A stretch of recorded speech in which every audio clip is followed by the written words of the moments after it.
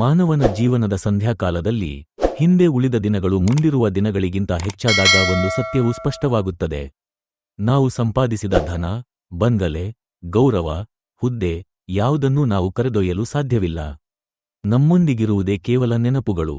ನಾವು ಮಾಡಿದ ಪ್ರೀತಿ, ನೀಡಿದ ಕರುಣೆ, ಹಂಚಿಕೊಂಡ ನಗು ಇವೆಲ್ಲವೇ ನಮ್ಮ ನಿಜವಾದ ಸಂಪತ್ತು. ನಾವು ಮಾನವರು ಅನೇಕ ಸಲ ಜೀವನ ಶಾಶ್ವತವೆಂದು ಭಾವಿಸುತ್ತೇವೆ. ಹಣ, ಆಸ್ತಿ, ಹುದ್ದೆಗಳನ್ನು ಬೆನ್ನಟ್ಟುತ್ತೇವೆ. ಭವಿಷ್ಯದ ಭದ್ರತೆಗಾಗಿ ಇಂದಿನ ಸಂತೋಷವನ್ನು ಬಲಿ ಕೊಡುತ್ತೇವೆ. ಆದರೆ ಪ್ರಶ್ನೆ ಏನೆಂದರೆ, ಇವೆಲ್ಲವನ್ನೂ ಸಮಾಧಿಯಾಚೆಗೆ ಕೊಂಡೊಯ್ಯಲು ಸಾಧ್ಯವೇ? ಮಹಾಸಾಮ್ರಾಟರು, ಪಿರಮಿಡ್ ಕಟ್ಟಿಸಿದ ಫರೋಹರು ಕೂಡ ಶೂನ್ಯವಾಗಿಯೇ ತೆರಳಿದರು. ಅವರ ಸಂಪತ್ತು ಉಳಿದದ್ದು ಜಗತ್ತಿಗಷ್ಟೇ, ಅವರ ನೆನಪು ಉಳಿದದ್ದು ಕಥೆಗಳ ರೂಪದಲ್ಲಿ. ಆದರೆ ತಾಯಿ ಕೊಟ್ಟ ಪ್ರೀತಿ, ಶಿಕ್ಷಕ ಮಾಡಿದ ಪ್ರೋತ್ಸಾಹ, ಸ್ನೇಹಿತ ತೋರಿದ ನಿಷ್ಠೆ ಇವು ಮಾತ್ರ ಅಮರ. ಜೀವನವನ್ನು ಒಂದು ನೇದಬಟ್ಟಲು ಎಂದುಕೊಳ್ಳಿ. ಪ್ರತಿದಿನವೂ ಒಂದು ದಾರ, ಕೆಲವು ಚಿನ್ನದ, ಕೆಲವು ಕತ್ತಲೆಯ, ಕೆಲವು ಬಣ್ಣ ಬಣ್ಣದ. ಕೊನೆಯಲ್ಲಿ ಅದನ್ನು ಹಿಂದು ನೋಡುವಾಗ ಅದು ಎಷ್ಟು ದಪ್ಪವಿದೆ ಎಂಬುದಲ್ಲ, ಅದು ಯಾವ ಕತೆ ಹೇಳುತ್ತದೆ ಎಂಬುದೇ ಮುಖ್ಯ. ನಮ್ಮ ಜೀವನದಲ್ಲೂ ಹೀಗೆಯೇ. ಯಾವ ಕ್ಷಣಗಳು ಹೊಳೆಯುತ್ತವೆ? ತಾಯಿ ತಂದೆಯ ಹೃದಯ ತುಂಬಿದ ದಿನವೋ, ಸ್ನೇಹಿತರ ಜೊತೆ ಹಂಚಿಕೊಂಡ ನಗುಹಾಸ್ಯವೋ, ಅಥವಾ ಕಣ್ಣೀರಿನಲ್ಲಿ ಹುಟ್ಟಿದ ಶಕ್ತಿ? ಇವೆಲ್ಲವೂ ನಮ್ಮ ಬಾಳಿನ ನಿಜವಾದ ಸಿರಿ.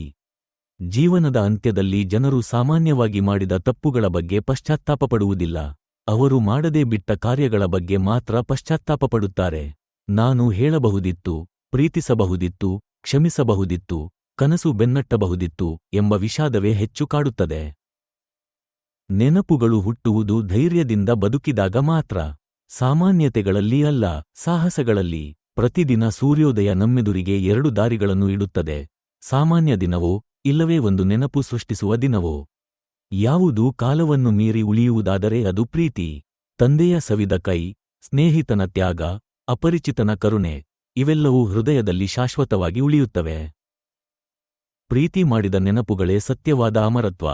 ನಾವು ನೀಡಿದ ಕರುಣೆ, ನಾವನುಭವಿಸಿದ ಹೃದಯಸ್ಪರ್ಶಿ ಪ್ರೀತಿ, ನಾವನುಭವಿಸಿದ ಕ್ಷಮೆ ಇವೆಲ್ಲ ಮುಂದಿನ ತಲೆಮಾರುಗಳಿಗೂ ಹರಿದು ಹೋಗುತ್ತವೆ. ನೆನಪುಗಳೆಲ್ಲ ಸಂತೋಷದವುಗಳೇ ಅಲ್ಲ, ಕೆಲವನ್ನು ದುಃಖ ರೂಪಿಸುತ್ತದೆ. ಪ್ರಿಯವನ ಕಳೆತ, ಕನಸಿನ ವಿಫಲತೆ, ಸ್ನೇಹದ ದ್ರೋಹ ಇವು ಜೀವನವನ್ನು ಕತ್ತರಿಸಿಬಿಡುತ್ತವೆ. ಆದರೆ ಕಾಲವು ಅವುಗಳನ್ನು ಶಕ್ತಿ, ಸಹನೆ, ದಯೆಯ ನೆನಪುಗಳಾಗಿ ಮಾರ್ತದೆ. ನೋವು ನಮಗೆ ಸಹಾನುಭೂತಿ ಕಲಿಸುತ್ತದೆ, ಜೀವನದ ಅಮೂಲ್ಯತೆಯನ್ನು ನೆನಪಿಸುತ್ತದೆ. ಜೀವನದ ಅಂತಿಮ ಕ್ಷಣದಲ್ಲಿ ಹುದ್ದೆ, ಹಣ, ಶರೀರದ ಶಕ್ತಿ ಯಾವುದೂ ನೆರವಾಗುವುದಿಲ್ಲ. ಉಳಿಯುವುದೇ ಜೀವನದ ಚಿತ್ರಮಾಲಿಕೆ. ಬಾಲ್ಯದ ನಗು, ಸ್ನೇಹದ ನೆನಪು, ಸಾಧನೆಯ ಹರ್ಷ ಇವೇ ಅಂತಿಮ ಸಂಗಾತಿ. ಹೀಗಿರುವಾಗ ನಮ್ಮ ಕಣ್ಣಲ್ಲಿ ಕೃತಜ್ಞತೆಯ ನಗು ಇರಲಿ. ನಾನು ಕೇವಲ ಬದುಕಿಲ್ಲ, ಬಾಳಿದೆ, ಪ್ರೀತಿಸಿದೆ, ನೆನಪುಗಳನ್ನು ಸೃಷ್ಟಿಸಿದೆ ಎನ್ನುವ ಶಾಂತಿ ಇರಲಿ.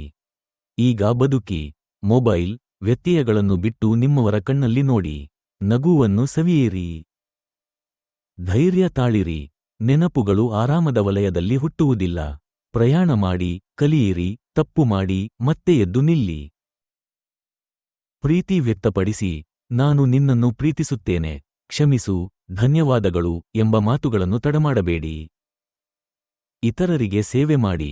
ಒಂದು ಸಣ್ಣ ಸಹಾಯವು ಮತ್ತೊಬ್ಬರಿಗೊಂದು ಅಮೂಲ್ಯ ನೆನಪು ಆಗಬಹುದು. ಸಂಪ್ರದಾಯಗಳನ್ನು ಉಳಿಸಿ. ಹಬ್ಬ, ಸಂಭ್ರಮ, ಕುಟುಂಬದ ಜೊತೆಗೆ ಹಂಚಿಕೊಳ್ಳುವ ಕ್ಷಣಗಳು ಪೀಳಿಗೆಗಟ್ಟಲೆ ನೆನಪು ಆಗುತ್ತವೆ. ಸ್ನೇಹಿತರೆ, ಈ ಒಂದು ವಿಡಿಯೋ ನಿಮಗೆ ಇಷ್ಟವಾಗಿದ್ದರೆ ಸಪೋರ್ಟ್ ಮಾಡಿ ಹಾಗೂ ಸಬ್ಸ್ಕ್ರೈಬ್ ಕೂಡ ಮಾಡೋದು ಮರಿಬೇಡಿ.